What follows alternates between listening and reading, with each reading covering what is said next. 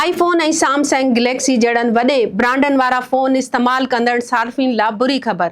उहे फोन भले इस्तेमाल थियल हुजन पर उन्हनि ते टैक्स पोणा 200 सैकड़ो ताईं वधायो वियो आहे। ही फैसलो आम माण्हुनि ऐं मार्केट ते कीअं असरअंदाज थींदो, अचो त हिन जो जाइज़ो वठूं था। मां आहियां फ़हमीदा रियाज़ ऐं तव्हां ॾिसी रहिया आहियो WTA न्यूज़। हुकूमत इस्तेमाल थियल मोबाइल फ़ोननि ते कस्टमर्स वैल्यू में निमाया इज़ाफ़ो करे छॾियो आहे ऐं कुझु फ़ोन्स थिए उहो इज़ाफ़ो 175 सैकड़ो ताईं पहुची चुको आहे।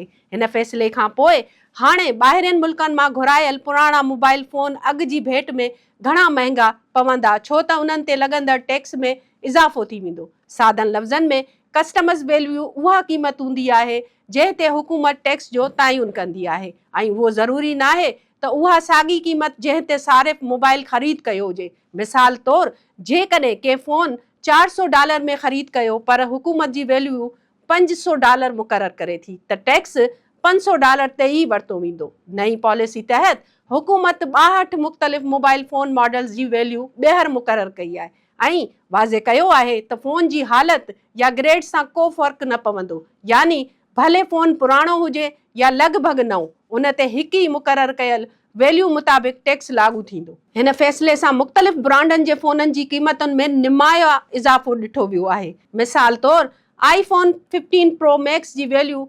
$460 मां वधाए $505 कई वई आहे, जॾहिं त आईफोन 14 प्रो, आईफोन 13 जहिड़े मॉडल जी वैल्यू बि निमाया इज़ाफ़ो थियो आहे। साॻी तरह सैमसंग, गूगल पिक्सल ऐं वन प्लस जा फ़ोन बि इन फ़ैसिले खां मुतासिर थिया आहिनि। इन जो मतिलबु इहो आहे त हाणे उहे सारिफ़ जेकी घटि क़ीमत ते इस्तेमाल थियल फ़ोन ख़रीद करण जो सोचींदा हुआ, उन्हनि खे बि वधीक रक़म अदा करणी पवंदी।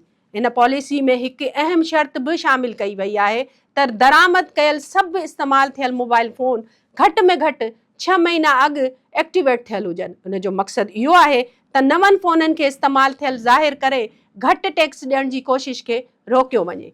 दरामद कंदड़नि खे फ़ोन जी एक्टिवेशन जा तफ़सील ॾियणा पवंदा, जिन जी तस्दीक कस्टमर्स अमलदार कंदा।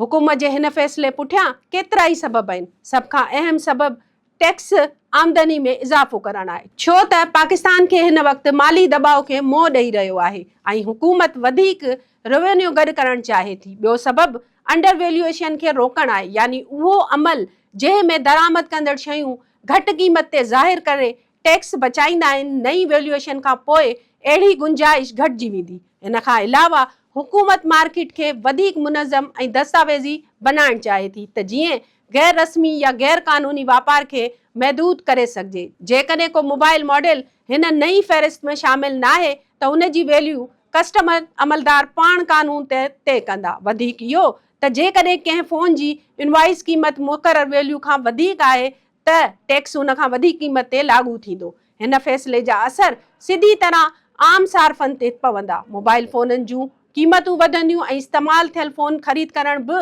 अॻु जीअं सस्तो न रहंदो। मार्केट में तलब घटिजी सघे थी, जॾहिं त दरामद कंदड़ लाइ कारोबार महांगो थी वेंदो। कुझु माहिरनि जो इहो बि ख़्यालु आहे त वधीक टैक्स सबबु स्मगलिंग में इज़ाफ़ो थी सघे थो, छो त माण्हू सस्ता मुतबादल रस्ता ॻोल्हींदा। जॾहिं त हुकूमत जो मौक़िफ़ आहे त हिन क़दम सां गैर क़ानूनी वापार खे रोकणु ऐं मईशियत खे दस्तावेज़ी बनाइण में मदद मिलंदी। टैक्स खां बचण लाइ अॻी ब्रांड्स फ़ोन सिर्फ़ सोशल मीडिया एप्स लाइ इस्तेमाल कया वेंदा हुआ, जॾहिं त मक़ामी मार्केट में मौजूदु फ़ोन घणो करे चीन मां दरामद थियल हूंदा आहिनि या पाकिस्तान में असेंबल कया वेंदा आहिनि, जिन ते सार्फ़िन जो एतमाद घटि हूंदो आहे।